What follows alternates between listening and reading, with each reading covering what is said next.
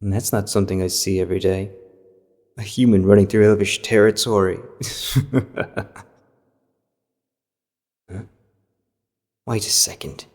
Is he wounded? Looks like something got the upper hand on him. Must have run into one of the forest cats. If he keeps running like that, he might make it to the human settlement past our territory. Surely they will protect him. Wait, a blooded War Hound? He's never going to make it if he was bitten by that thing.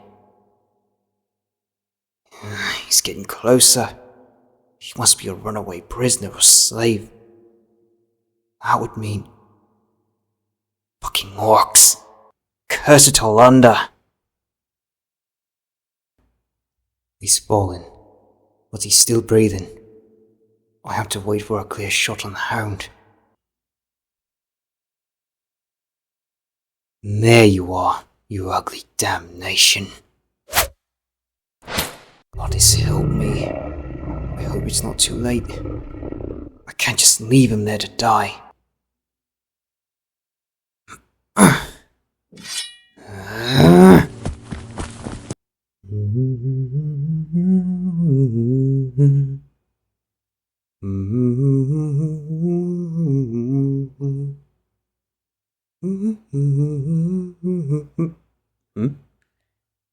Ah, you're awake.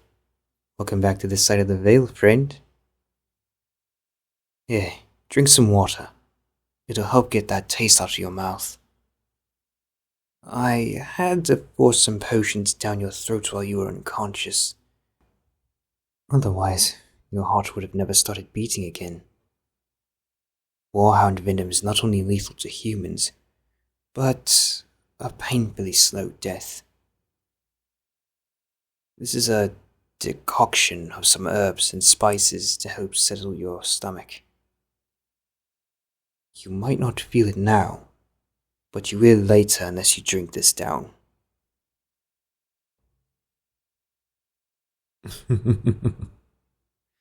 No, I'm afraid it doesn't taste very good, but it's better than stomach bile. Yes, the whole thing, please. See? Not so bad at all. Wait a little while and I will give you some stew and bread. Looks like you could do with a proper meal.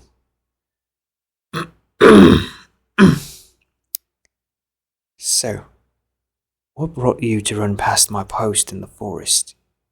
I don't think in all my 186 years I've seen a human in such a state within elven territory.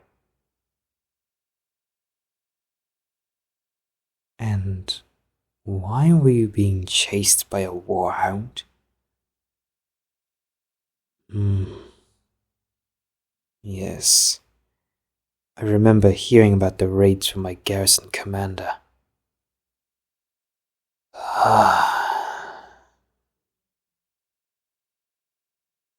Those cursed orcs think they anything weaker than them is fair game.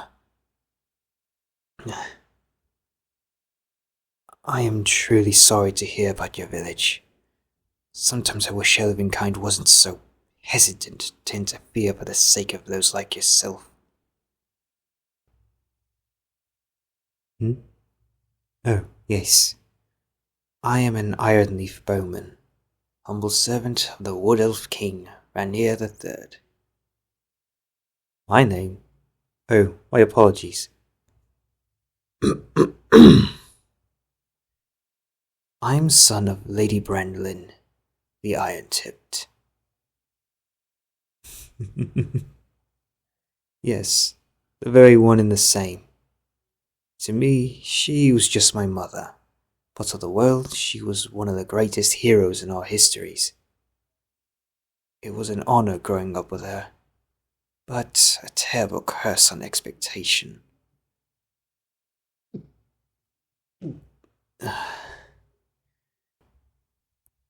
How are you feeling?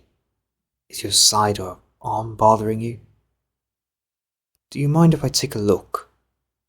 It's been a few hours since I last changed your wrappings. I want to keep an eye on your wounds. I did manage to neutralize the venom, but I'm afraid the flesh damage is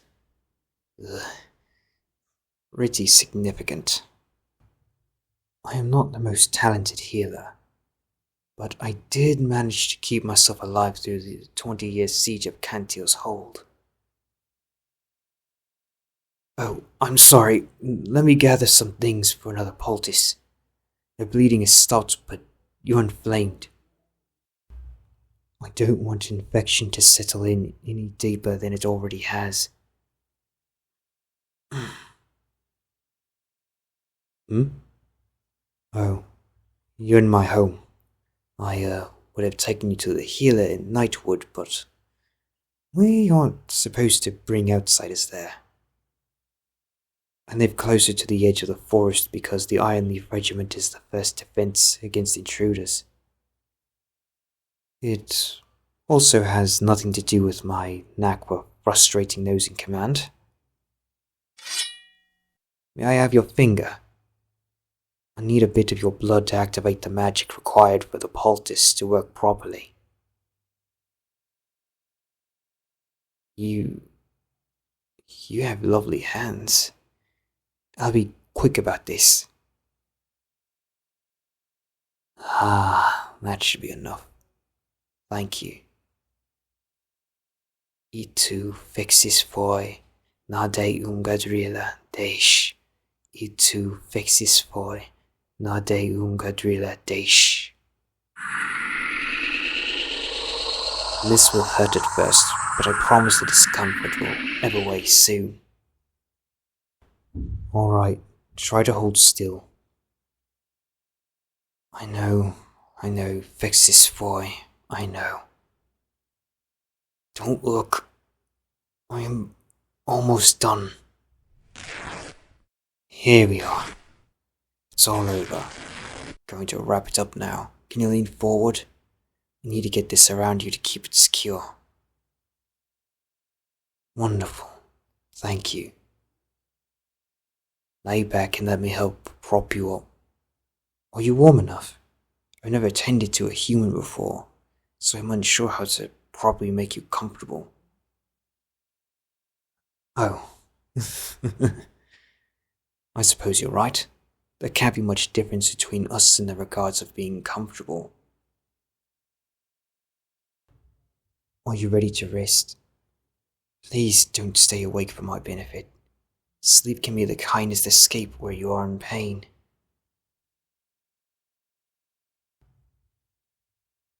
If that's what you wish, I'm sure I can think of something to account for you. I hope you don't mind if I enjoy some of my wine skin while I speak. I would offer you some, but I'm afraid it wouldn't aid in your healing, friend.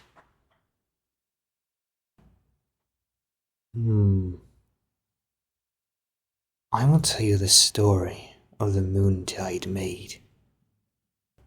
In the early days of Elvenkind, we were one people. There were no high elves or wood elves, no dark nor light, just peace. We treated other kinds fairly. We didn't hide away or avoid helping those in need. Greed and the dark machinations of war hadn't taken hold in our kingdom yet. The only darkness that gripped elves was their vanity. Elsie the Silver was a maiden who was beloved by all.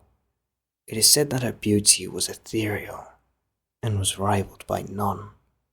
She had long silver-white hair and eyes that made sailors feel at home when they looked into them. The talent had lain in her voice, and she was often seen at court, singing for royalty. Some tell the story with her being royalty herself, a princess. But I will tell you the version my mother told me, and that her mother told her. Elsie lived by the great sea, preferring to be close to the water instead of in the palace with the other favorite musicians and performers. She was a simple maiden, I think that's what made her even more lovely. She never had need of ornaments or grandiose things. She was just content with her freedom in being by the sea. Then one day, as she was attending to her home, she heard a great crash against the rocks on the shore. Confused as to what it was, she went outside to find the source. It'd been a merchant ship, but now it was just broken pieces that were washing ashore. Afraid were those who'd been aboard. Elise rushed to the water and began searching for survivors.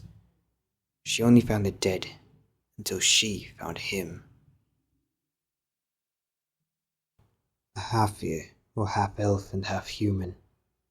He was near death, but his heart was still beating. It took her whole strength, but she managed to get him into her home. For many days and nights, she nursed the man back to health. He was the son of an elven man and a human woman from a village she'd never been to, but heard of often. His name was Rednar. He wasn't what we would speak of as handsome, but he was kind. He grew stronger and stronger, helping Elise with repairs on her home and chores as needed. The cold nights brought them together over warm food and bread. Most often, it was meat Rednar had provided from his skills with hunting or fishing. His soul spoke to hers, and soon enough, the differences between them no longer mattered.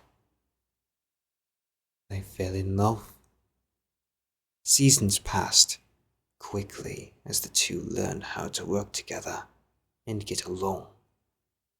Mornings and night times were filled with laughter and deep discussions.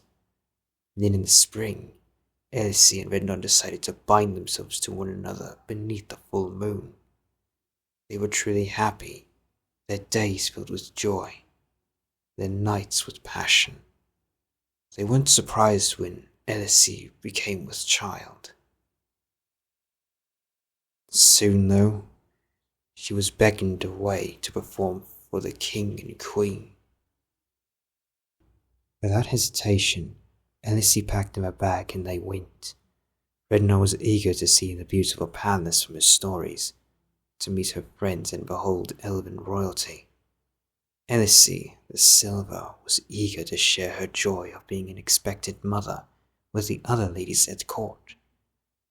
But to their unfortunate surprise, they were met with shock and disbelief. Silence had fallen over the crowds at court when she came forth to introduce her love to the king and queen. Many whispered hatefully. The king scowled and the queen gasped in horror. "You dare let this ugly thing soil you with its filth? You bound yourself to it, willingly?" The same day of their arrival, they were chased away. Mobs of angry male elves rose up and threatened to kill Rednar, lamenting how Elise could have done such a terrible thing. They were chased all the way back to their home by the sea, to the angry tides which beat at the shore. It was as if the sea itself was trying to frighten the mobs away. Despite Tennessee begging, Rednar was murdered before her, a short sword right through his heart. It said her scream pierced the night sky, her tears joining the violent waves as they grew more and more swift. Her grief was unleashed on the elven men who stood there, celebrating in their savagery. For one last time, she began to sing for them. The moonlight broke through the clouds and made her glow like a star. She cast a spell over them, making them all follow her as she dragged the body of her love into the sea. The men were never seen again, said to have been pulled under tow. Elise was also never seen again, though some later said that in the spring, under a full moon, you could see a silver-haired maiden holding a babe to her chest, singing a sad lullaby. Some sailors have seen her in the water, beckoning them to come to her. Most forgot her name with time. Most call her the Moontide Maid, the first siren. Go to sleep, Vexis' boy. My forest found, you are safe, dear. No more harm will ever befall you again. I will be here when you wake, ready to tend to you.